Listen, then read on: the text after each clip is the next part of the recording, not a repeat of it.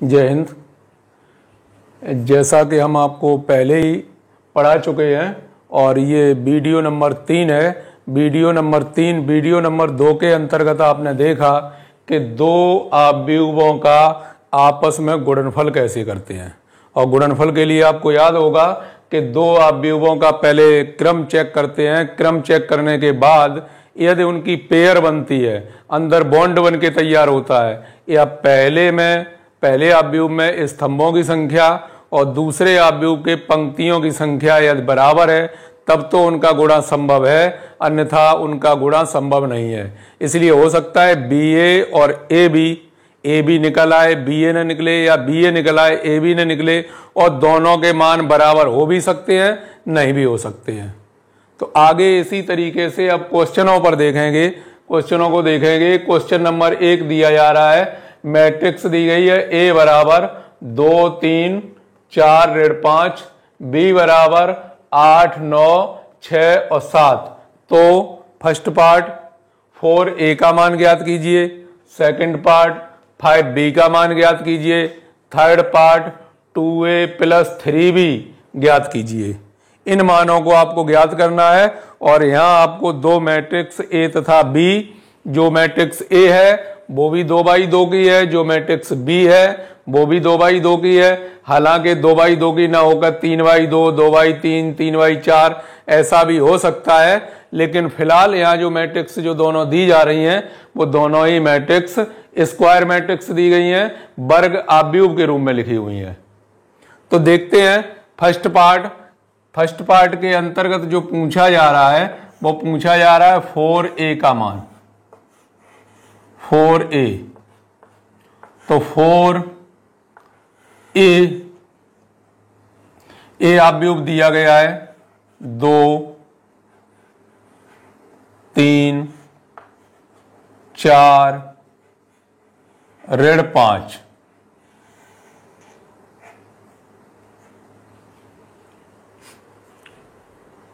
अब अवयव के और गुणों को भी जानना पड़ेगा। जब किसी अवयव में से कोई भी अवयव कॉमन लेते हैं तो कॉमन प्रत्येक से आना चाहिए। ऐसे ही यदि किसी का गुणा करते हैं तो जब 4 का गुणा होगा तो क्या होगा, इसके प्रत्येक अवयव के साथ गुणा होगा।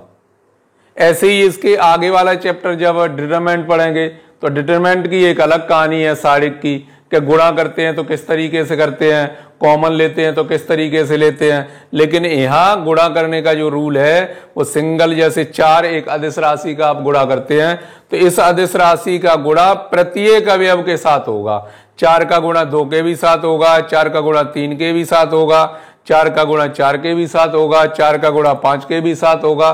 तब आपका ये 4A जो दिया गया है 4A का मान प्राप्त कर पाएंगे। तो आइए देखते हैं।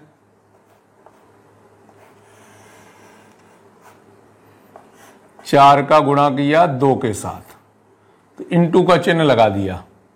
इस तरीके से लगा सकते हैं, कोई दिक्कत नहीं। फिर 4 का होगा 3 के साथ,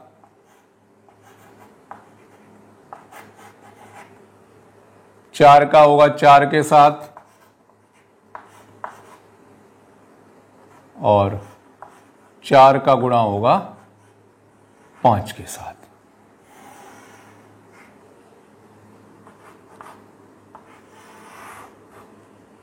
चार दूनी 8, 4 तिये 12, 4 चौक 16 -20। फिलहाल आपसे केवल 4A का मान पूछा है तो आप इसे यहीं तक छोड़ेंगे। ये 4A का मान आ गया, आपसे हल नहीं करवाया। अगर हल करवाते हैं तो हल करने की प्रोसेस भी आपको आनी चाहिए। पहले इस तरीके से गुणा करते हैं, जैसे वज्र गुणनखंड विधि में पहले ऐसा गुणा करते हैं। ऐसा गुणा करने के बाद जब ऐसा गुणा करते हैं तो एक माइनस चिन्ह भी आता है, तब गुणा करके तब उसकी वैल्यू निकाल के रखते हैं। तो वैल्यू निकाल के रखते हैं। फिलहाल किसका मान पूछा, 4A का। यहाँ 4 का महत्व था, जो एक स्केलर है, जो एक अदिश राशि है, उसका 4 का गुणा हमें किस तरीके से करना है। तो अगर ये सारिक होगा तो किसी एक पंक्ति या किसी एक स्तंभ में गुणा करने से ही उसमें पूरा गुणा हो जाएगा। लेकिन जब आव्यूह में गुणा करते हैं तो आव्यूह में उसके प्रत्येक अवयव के साथ गुणा करते हैं। कोई चीज कॉमन, जैसे यहां बाई चांस कॉमन लेने की बात आ जाए तो इन सभी में क्या 4 कॉमन है, तो 4 कॉमन निकलेगा तो यहां से भी आएगा, यहां से भी आएगा, यहां से भी। बाहर केवल एक ही बार 4 लिखा जाएगा, लेकिन यहां 2, 3, 4 और ऋण 5 बचेंगे। ठीक वही बचेगा जो ये है। तो ये आ गया 4a का मान। इसके बाद देखते हैं 5b सेकेंड पार्ट।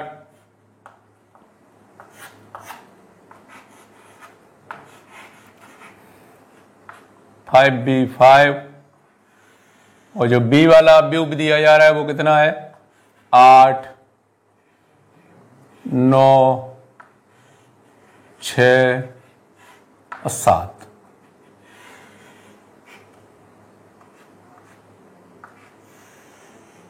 पांच का गुणा करना है।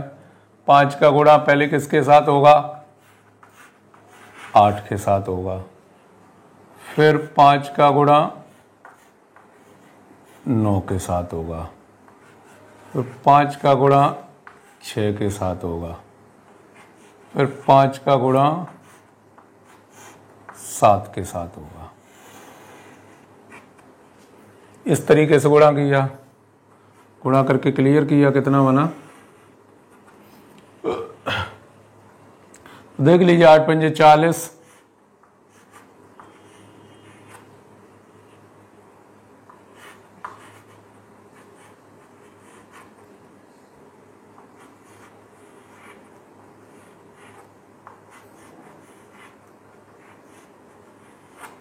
इसी तरीके से बड़े कोष्टक में लिख देते हैं।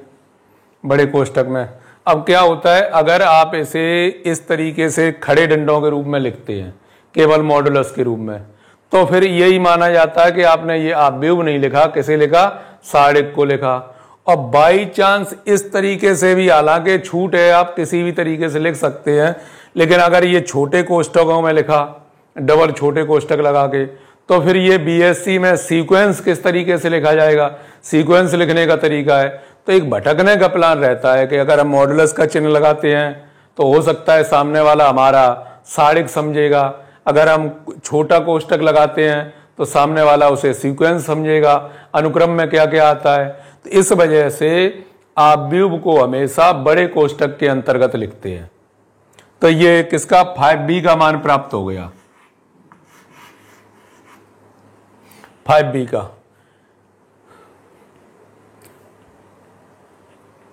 फर्स्ट पार्ट 4a का मान प्राप्त कर लिया, सेकंड पार्ट 5b का मान प्राप्त कर लिया। अब ठीक इसी तरीके से एक और पार्ट बचा हुआ है तीसरा, और उस तीसरे के लिए ये मिटा देते हैं पहले।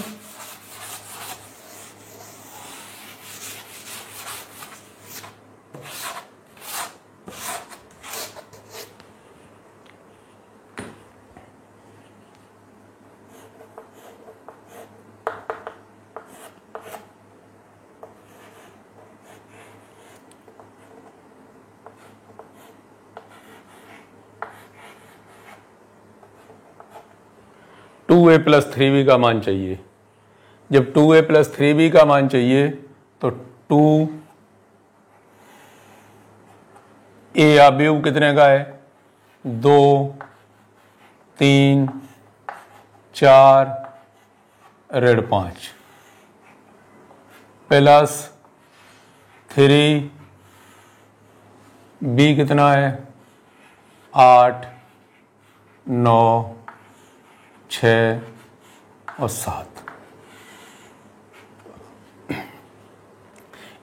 इसमें हमें 2 से गुणा करना है, तो गुणा का रूल पहले ही से पता है। जब उसका अदिश गुणा है तो 2 का गुणा कैसे करेंगे, 2 का 2 में इसमें भी होगा, 2 का 3 में भी होगा, 2 का 4 में भी होगा, और 2 का -5 में भी होगा। प्लस इसी प्रकार से 3 का गुणा 8 में करना है, 3 का गुणा 9 में करना है, 3 का गुणा 7 में करना है, 3 का गुणा यहाँ तो 6 में करना है, यहाँ 7 में करना। गुणा कर दिया, इनके गुणा को कवर कर सकते हैं। 4, 6, 8 माइनस के 10 प्लस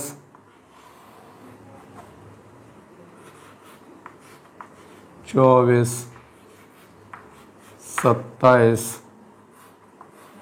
18, 21।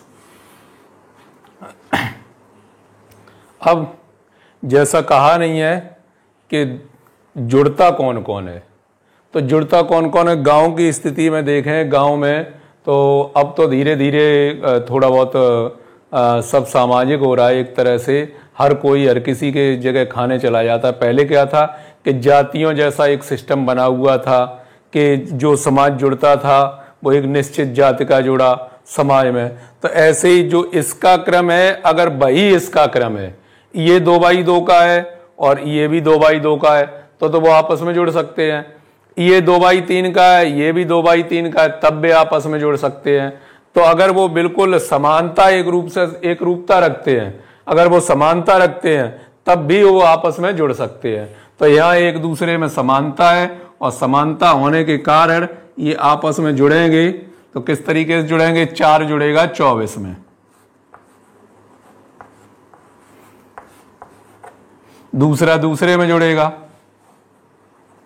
6 जुड़ेगा 27 में, ये इसमें जुड़ेगा, 8 18 में जुड़ेगा। ऋण का 10 और धन का कितना है तो जानते हैं, जोड़ घटाए इस तरीके से तो परिचित हैं कि अगर ऋण का चिन्ह लगा हुआ है तो बेशक हम जोड़ रहे हैं, लेकिन जो ज्यादा होगा, धन का जो प्लस ज्यादा होगा वो बचेगा उस तरीके से। जोड़ने के लिए कहा, अगर बीच में माइनस चिन्ह दे दिया तो इसका मतलब ये थोड़ी ना हम उसे जोड़ देंगे, तब उनसे चेक कर रहे हैं कि माइनस के ज्यादा है कि प्लस के ज्यादा है। जिसकी वैल्यू ज्यादा है उसके बचेंगे और बाकी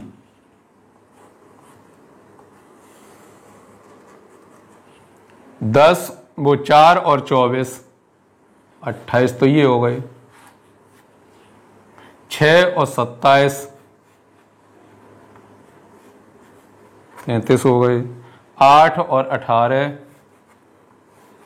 26, ऋण के 10 धन के 21, तो धन के कितना 11 बचेगा,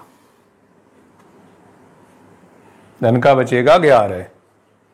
तो ये मान जो आया, आपको जो मान प्राप्त हुआ वो मान प्राप्त किसका हुआ? 2a + 3b का। 2a + 3b का एक आव्यूह के रूप में उसका ये मान प्राप्त हो चुका है। इस तरीके से ये आपको हल करना है। ठीक, काट दें। चलिए आगे देखते हैं। प्रश्न नंबर 2 दिया गया है और प्रश्न नंबर 2 में क्या कहा गया है? यदि a बराबर 1 2 3 0 4 1 एक मैट्रिक्स दी गई है, a बराबर यानी कह सकते हैं आप, अगर इसका ऑर्डर चेक करेंगे तो ऑर्डर कितने का है? 3/2। ये 3/2 की एक मैट्रिक्स दी गई है a, b बराबर 0 1 0 0 2 1 2 3 0। यहाँ 3/3 ऑर्डर की एक मैट्रिक्स दी जा रही है b। तो ba का मान ज्ञात कीजिए, यानी ba का गुणा करना है b में a का। अगर a b लिखा होगा तो a में b का गुणा करना है, ba लिखा है b में a का गुणा करना है, यानी b पहले नंबर पर रहेगा और a दूसरे नंबर पर रहेगा और आपको ba का मान निकालना है। जब ba का मान निकालना है तो कहा गया है आपसे कि जब दो मैट्रिक्सों का मल्टीप्लीकेशन करते हैं, मल्टीप्लीकेशन ऑफ 2 मैट्रिक्स, तो सबसे पहले उनका ऑर्डर चेक करते हैं।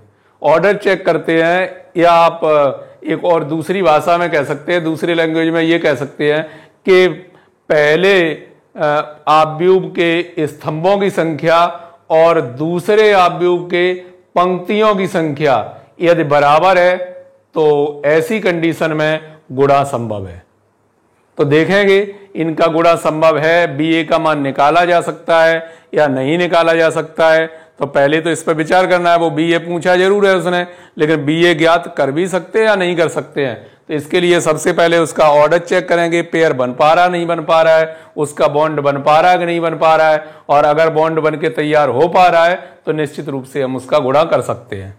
तो सबसे पहले लिखा किसे, बी ए में गुणा करना है। तो बी का, तो बी ए, बी ए, बी का जो ऑर्डर है, बी देखेंगे कितने का है, 3/3। बी का पहले लिखेंगे, उसके बाद ए का लिखेंगे। तो ए का कितना है, 3/2। तो अंदर ये बॉन्ड बन के तैयार हो गया, और बॉन्ड बन के तैयार हो गया, बचा क्या, 3/2।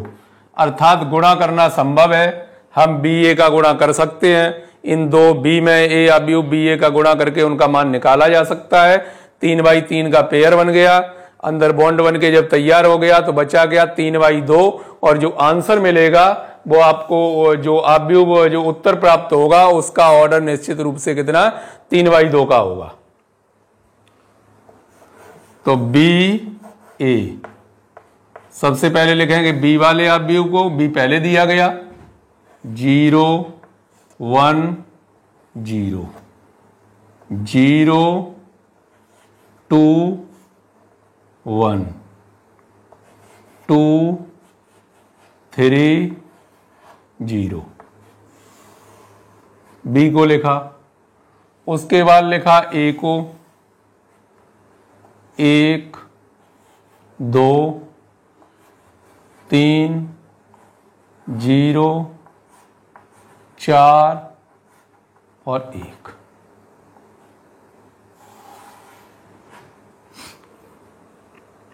इनका आपस में गुणा करना है, और गुणा करने का रूल आपको पहले से ही वीडियो नंबर 2 में दर्शाया जा चुका है कि दो अवयवों का गुणा हमेशा रो बाई कॉलम में किया जाता है, पंक्ति बाई स्तंभ।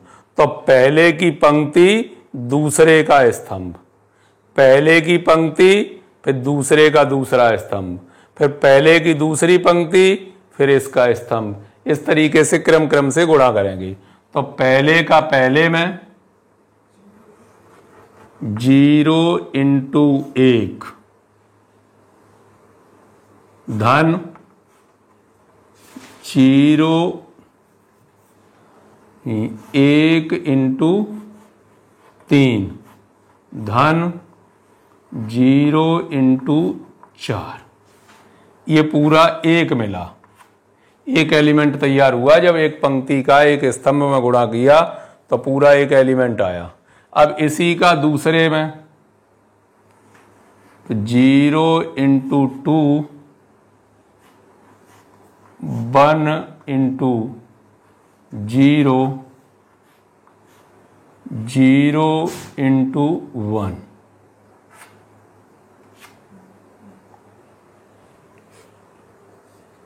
इसका पहले इसमें किया गया, फिर इसका इसमें किया गया। ये हो गया कबार। अब दूसरी पंक्ति का नंबर लगाएंगे। तो 0 × 1 प्लस 2 × 3 प्लस 1 × 4। फिर अब इसका लास्ट वाले में होगा तो 0 × 2 2 × 0 1 × 1। अब तीसरी वाली पंक्ति का नंबर 2 × 1 धन 3 × 3 धन 0 × 4। फिर इसका लास्ट वाले में 2 × 2, फिर इसका इसमें होगा 3 × 0 प्लस 0 × 1।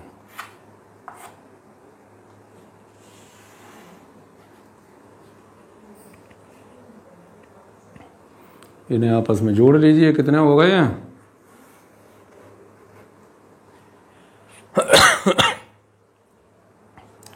ये 0 हो गया, ये 3, ये भी 0 हो गए। तो पहला कितना आया यहाँ? 3। ऐसे ही 0 हो गए, ये भी 0 हो गए, ये भी 0 हो गए, तो 0। यहाँ ये भी 0 हो गए, ये 6 हो गए, ये 4, 6 और 4 10। 0, ये भी 0, ये 1 हो गया, 2 और ये 9 हो जाएंगे, 9 2 11। यहाँ 4 और ये दोनों 0 हो जाएंगे। तो ये मान आ गया किसका? BA का। इस तरीके से उनका आपस में गुणा करते हैं, इस तरीके से उनका आपस में गुणा करते हैं।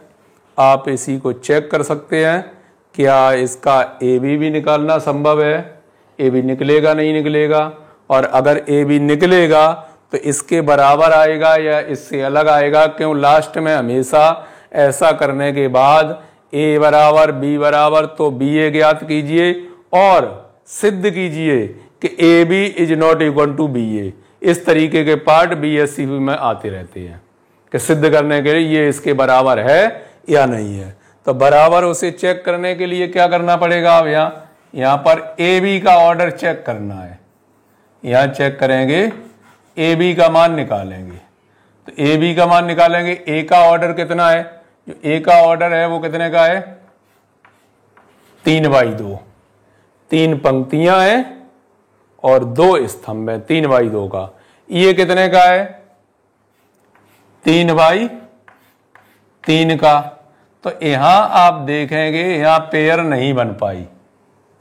जब पेयर नहीं बन के तैयार हो पाई तो यहां लिख दो साफ कि AB निकालना संभव नहीं है।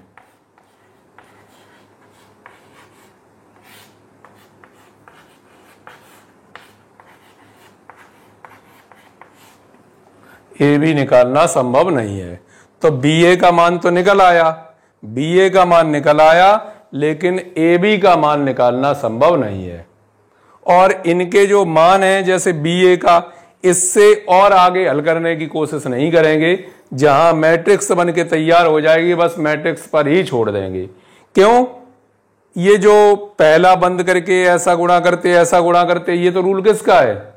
इसके लिए साड़िक का रूल है। और साड़िक के रूल में यहां भी उसका साड़िक का मान निकाला जाता है, कभी कभी मॉडुलस इसका भी चेक किया जाता है, लेकिन ये उन्हीं का चेक होता है जो निश्चित रूप से स्क्वायर मैट्रिक्स होते हैं। कभी आप ऐसे का नहीं निकाल सकते कि 2/3 का दिया है और निकाल लो, नहीं निकाल पाओगे। जब तक एक विकर्ण आव्यूह नहीं बनेगा, विकर्ण आव्यूह डायगोनल्स पूरा कवर नहीं होगा इससे सीधा, तब तक उनका मान निकालना संभव नहीं है। तो ये क्या है? 3/2 का है। जब 3/2 का दिया है तो मैट्रिक्स को इसी प्रकार लिखेंगे, इससे और आगे बढ़ाने की कोशिश नहीं करेंगे। कुछ लोग हैं इसे हल करने की कोशिश करते हैं, बाद में कहते हैं इसका 10 मान आ गया, 5 मान आ गया।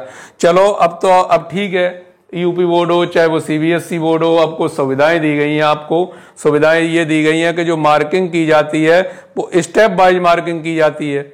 अगर स्टेप वाइज मार्किंग न होती, अगर मेरे टाइम का अगर ये कॉपी चेक होती और आपने यहाँ मान निकाला, तो वहां तो केवल ये कुछ नहीं देखा जाता आपने क्या किया, वहां यहाँ देखा गया, पूरा चेक किया, आप उत्तर पे पहुंचे नहीं पहुंचे, गलत उत्तर पे पहुंचे, पूरा काटा, क्रॉस कर दिया, 0 कर दिया। तो बाद में ये संशोधन हुआ था, यूपी बोर्ड ने भी जो मार्किंग थी वो किस तरीके से स्टेप बाय स्टार्ट कर दी है। अब स्टेप बाय स्टेप आपका आधा स्टेप सही है तो आधे नंबर दे दिए, और स्टेप आधा कर दिया और आधे नंबर दे दिए। इसी तरीके से CBSE बोर्ड में मार्किंग होती है। तो यूपी बोर्ड में अब ऐसी कोई समस्या नहीं है कि हम कितना कर पा रहे हैं। हाँ, यदि आपके पास टाइम है तो आप आधा क्वेश्चन अगर सॉल्व कर पा रहे हैं तो आपके आधे मार्क्स क्लियर हो गए, आधे मार्क्स क्लियर कीजिए, बाकी आएगा तो आगे करेंगे, नहीं करेंगे तो आधे मार्क्स तो क्लियर हो चुके। पहले तो बहुत सोच समझ के करना पड़ता था, पहले पूरा रफ कार्य करते थे, रफ कार्य करने के बाद पता लगा हाँ आंसर ठीक आ गया, क्लियर आ गया, तब उसे एक बार फिर फेयर करने की कोशिश की। अब यहाँ तो चलो स्टार्ट कर दिया, नहीं पहुंचे हम उत्तर तक, तो बीच में जहां पहुंचेंगे वहां हम उसे रोक देंगे। पहले स्टेप वाइज नहीं था, तो अब सीखना तो है पूरा। हालांकि पूरा कोर्स जिसे पूरा आता होगा वो क्यों नहीं करेगा पूरा। चलिए, तो इस तरीके से BA का गुणा किया, AB का गुणा किया, और AB का मान क्या है, BA के बराबर नहीं है। आप यहां लिख सकते हैं AB is not equal to BA। AB का मान BA के बराबर नहीं है, और BA का मान किस तरीके से निकाला जा सकता है, AB का मान निकालना संभव नहीं है, अतः AB is not equal to BA। मिलेंगे। देखते हैं अगला प्रश्न, क्वेश्चन नंबर 3। यदि A बराबर 1 ऋण 1 ऋण 1 1, यानी एक मैट्रिक्स A दी गई है 2x2 की, तथा B बराबर, ये भी मैट्रिक्स दी गई है 2x2 की, तो आव्यूह AB का मान ज्ञात कीजिए। आप दो आव्यूहों का गुणनफल अच्छी तरीके से जानते हैं कि किस तरीके से उसे ज्ञात करते हैं। सबसे पहले उसे चेक करते हैं कि जो गुणनफल निकालेंगे वो निकालना संभव है या नहीं है। तो इसके लिए सबसे पहले क्या, उसका ऑर्डर चेक करते हैं। मान निकालना AB का, तो AB का मान निकालना है कितने का है, 2x2 का। दूसरा भी कितने का है, 2x2 का, अर्थात पेयर बन जाएगी, उसका बॉन्ड बन के तैयार हो गया। जो बचा वो कितने का बचा, 2x2, तो 2x2 के रूप में एक आंसर प्राप्त होगा, उस आंसर को ज्ञात करना है। ये आप यहाँ तो चलो ठीक है, चेक भी कर लिया। अगर चेक करने की आवश्यकता, आप निश्चित समझ लीजिए, यदि कोई मैट्रिक्स, दोनों मैट्रिक्स समान है, कि जैसे पहली भी स्क्वायर मैट्रिक्स है 2x2 की, दूसरी भी स्क्वायर मैट्रिक्स है 2x2 की, तो 100% गुणा संभव है। 3x3 की पहली है, दूसरी भी है 3x3 की, तो भी गुणा संभव है। यानी स्क्वायर मैट्रिक्स सेम ऑर्डर के अगर दिए जा रहे हैं तो उनका गुणा संभव है, चेक किया जाए या ना चेक किया जाए। फिर भी हमने चेक कर लिया कि ये भी 2x2 का, ये भी 2x2 का, इसमें स्तंभों की संख्या 2 है, इसमें पंक्तियों की संख्या 2 है, अर्थात गुणा करना संभव है। तो गुणा कर लेते हैं, कितना आएगा देखते हैं। AB, ए वाले को लिखा 1 ऋण 1 ऋण 1 1, इसके बाद B को लिखा 1 1 1 1। गुणा कैसे करते हैं, रो बाई कॉलम में करते हैं। जैसे रो बाई कॉलम में करते हैं, पहले का पहले में, 1 का गुणा 1 से होगा, फिर यहां भी ऋण 1 का गुणा 1 से होगा। आप कोष्टक यूज कर सकते हैं क्यों, बीच में तो लगाना है मैं अपनी तरफ से प्लस का चिन्ह, और इसका गुणा, इसका गुणा, ये एक लाइन हो गई पूरी। अब इसका लास्ट वाले के साथ करेंगे, तो 1 का 1 के साथ प्लस इस ऋण 1 का 1 के साथ,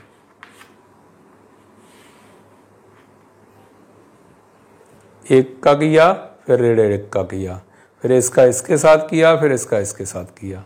अब इसका नंबर आया, जब इसका नंबर आया तो इसके नंबर में क्या, इसका इसके साथ होगा, तो ऋण 1 का 1 के साथ, फिर इसका इसके साथ होगा, धन 1 का 1 के साथ, फिर अब इसका इसके साथ ऋण 1 का 1 के साथ, फिर प्लस 1 का 1 के साथ। इनका मान निकालेंगे, तो मान निकालने पर 1 और ऋण 1, ये 1 हो गया, ये ऋण 1 हो गया।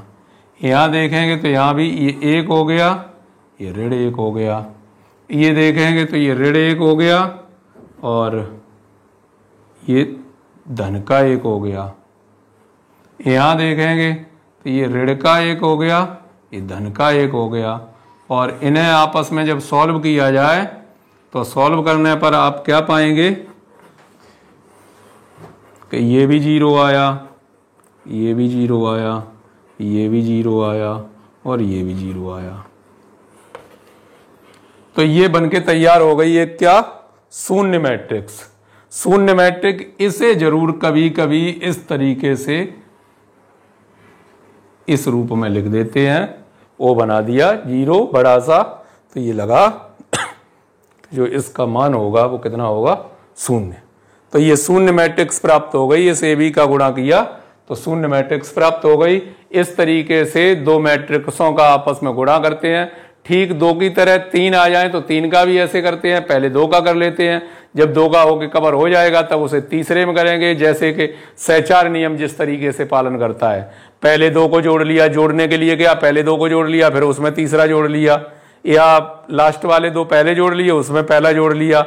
ठीक है, इसी तरीके से आव्यूह में गुणनफल भी होता है। अगर 3 का दिया जाता है तो पहले आप किन्हीं 2 का गुणा कर लें, 2 का करने के बाद जो भी क्रम हो उसका, जैसे ABC लिखा है तो चाहे आप पहले BC का गुणा कर लें चाहे AB का गुणा कर लें, फिर उसके बाद अगर C लास्ट में है तो लास्ट में गुणा कीजिए, अगर A पहले है तो A पहले गुणा कीजिए। इस तरीके से गुणा करके उनके मानों को विधिवत तरीके से निकाला जा सकता है। मिलेंगे आपको फिर नेक्स्ट वीडियो में, वीडियो नंबर 4 लेकर आपके सामने उपस्थित होंगे, उसमें सीखेंगे आप कुछ नया। तब तक के लिए जय हिंद।